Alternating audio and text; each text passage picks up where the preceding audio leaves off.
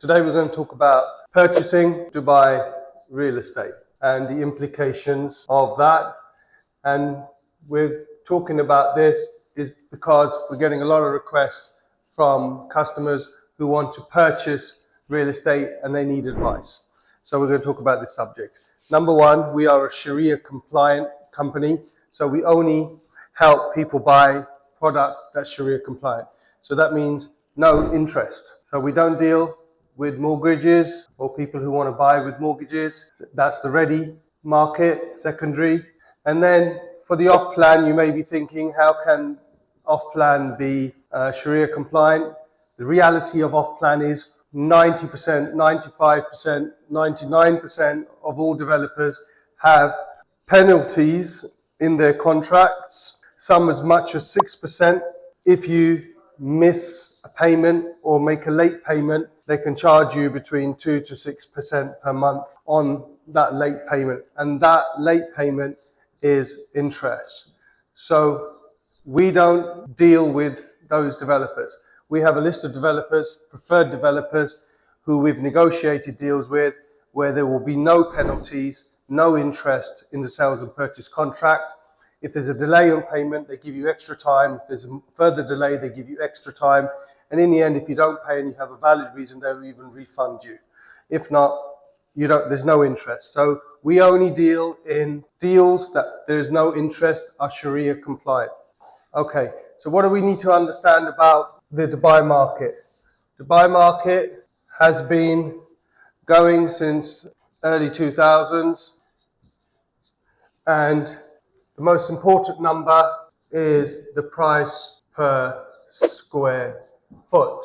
And what we've seen is that the market went up to an all-time high in 2008, then it plunged due to Lehman Brothers, then it went up again in early 20s, 2010, 13s, then it went up again, and then now we are at an all-time high. So the market has never gone up in a linear fashion.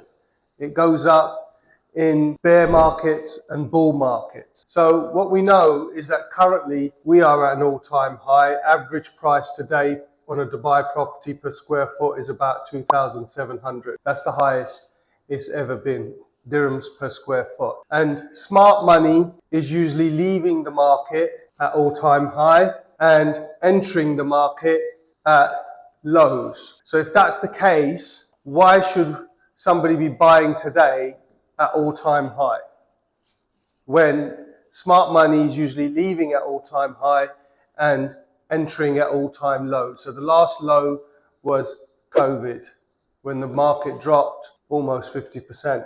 And anyone who bought there had a brilliant price per square foot. I think it was maybe even half of that. It maybe even reached 1,300 in those days.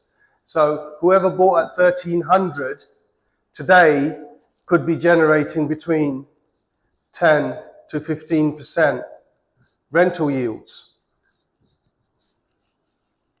because they bought at an exceptional price per square foot and the rents have just been going up ever since. However, what it would be the situation if you bought today at a very high price per square foot? Would you still be able to reach those yields? Probably not. The yields today on average are 5 to 8% if you're lucky. That's today's yields, which still on a global level is very good. The average global level is between 2 to 4%, and that's on immature markets, London, New York, Paris, Tokyo, etc. That's what a mature market comes to. So since Dubai is still here, 5 to 8%, it's still a growth market. It hasn't come to a balanced. So it's still a good market to buy in. Why should we buy at all-time high? The reason why we see that even though Dubai market should be coming into correction shortly and it's never really a good time to buy at an all-time high. The Dubai market is an anomaly. Why? Because the population is still growing. So the basics of supply and demand are still positive. And there is a lot of problems in the rest of the world. And most of those problems are based around high taxation, and especially in the European and Western states, crime, safety issues. For instance, in London, there's apparently a rape reported once every hour. That's just London. Imagine how many are not reported. And also civil liberties, access to healthcare, etc., schooling. So the main reasons are really taxation, crime, safety, civil liberties, and another big one is opportunities, jobs, business opportunities are reducing. And that also comes with a push on taxation. So these factors are happening everywhere, in Europe, in the US, North America, India, China. We've got, problems, Russia, Ukraine, wherever there's war, etc. So people who have money and skills will move to locations where the taxation is friendly, infrastructure is good, and the governments are just and not, going to squeeze you from every angle possible and also compromise you on your civil liberties. And the UAE is probably the best place in the world if you look at all of those factors, which is why, even though we're at an all-time high, the prices are still going up. But does that mean that you should just come in and buy anything? Absolutely not.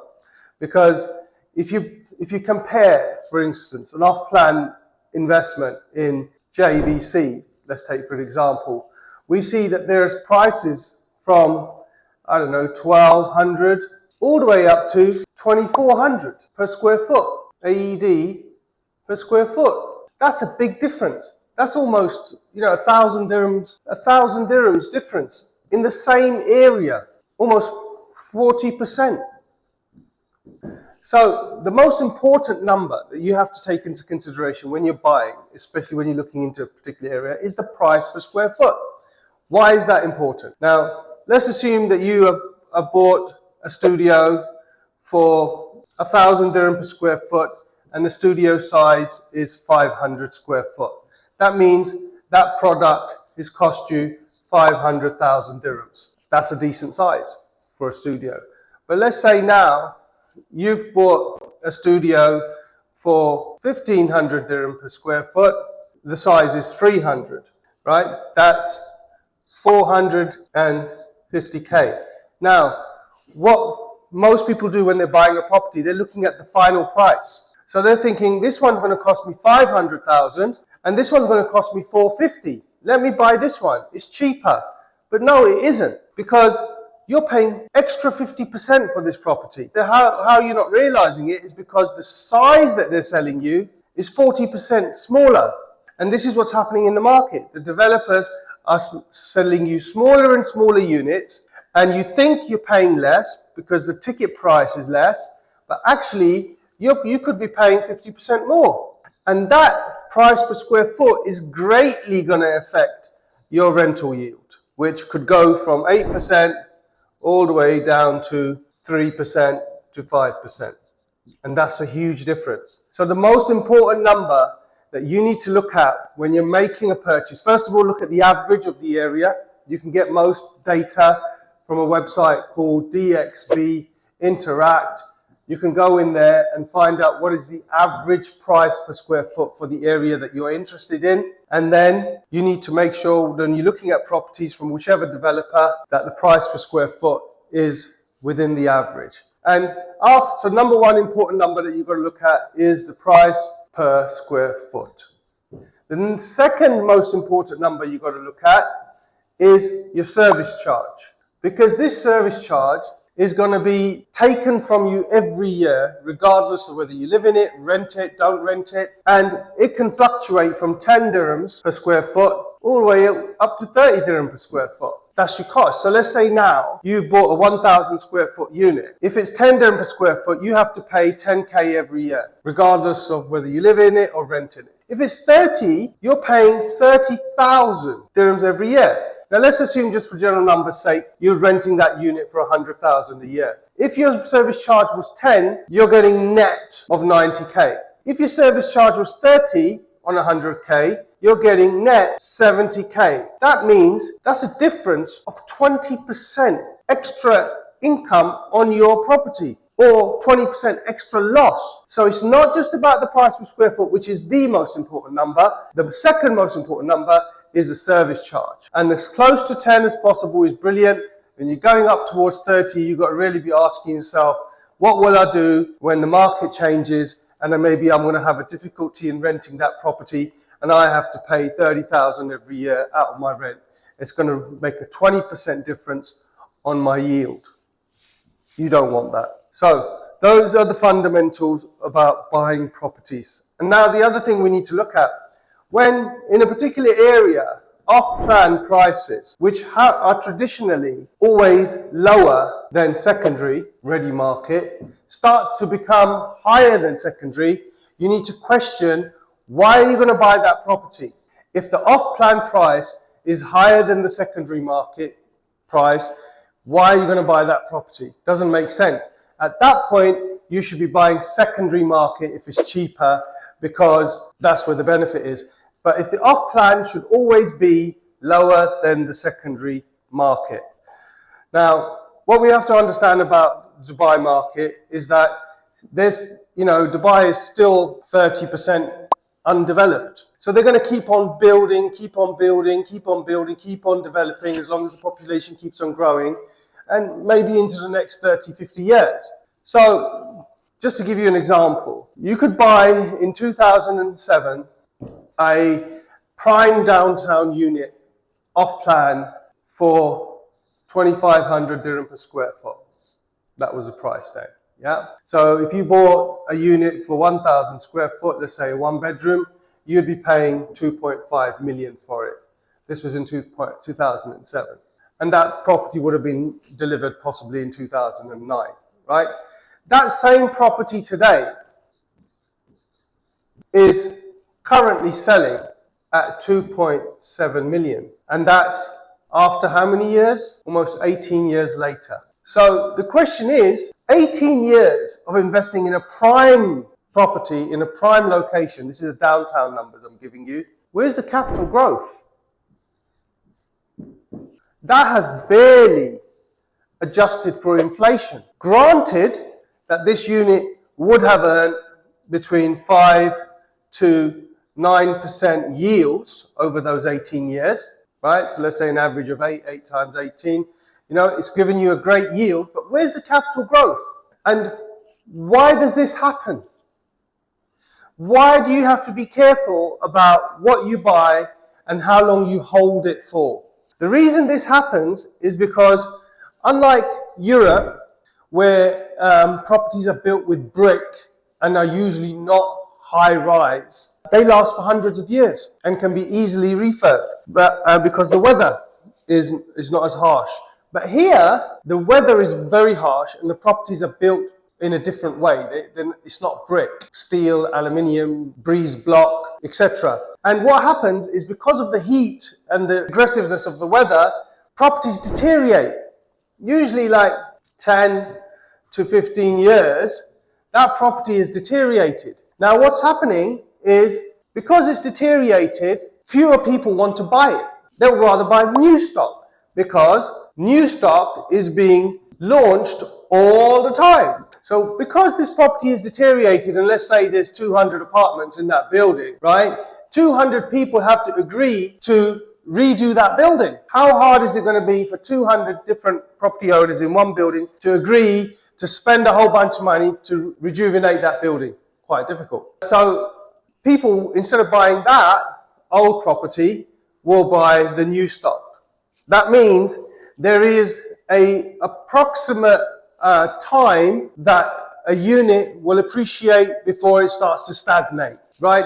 And in my calculation, it's approximately 7 years. So what you should be doing is trying to time the purchase of your property and the exit on that property within 7 years, within your bull and bear run, which is not that easy.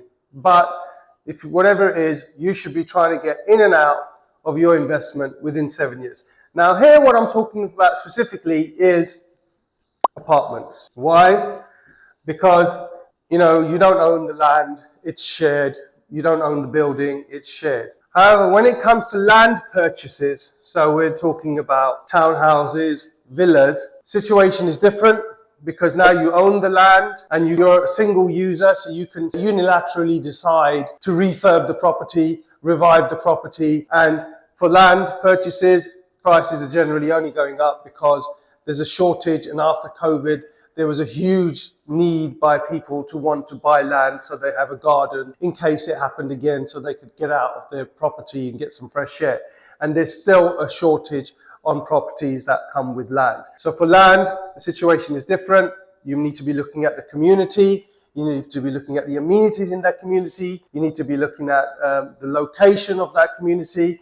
And generally, you're all right. But if you're buying apartments, it's about 7 years that you need to get in and out so that you can maximize the returns. Unless it's not an investment, but a lifestyle purchase. Okay, if you're doing a lifestyle purchase, your priority is not making money on the property. Your priority is it right for me? Is it right for my family? Does it suit my lifestyle? Do I like the location? Does it give me the amenities I need? Is it close to the kids' school? Is it close to my office? Is it close to other people? In which case, buy what you want. But if your property purchase is an investment, you need to look at the price per square foot. You need to look at the service charge. And obviously, very important, location and the Sharia compliancy of the purchase. So what we will help you do if you need help, right? And this will affect your rental yield or short-term rental yield. And that's a very important factor of your purchase.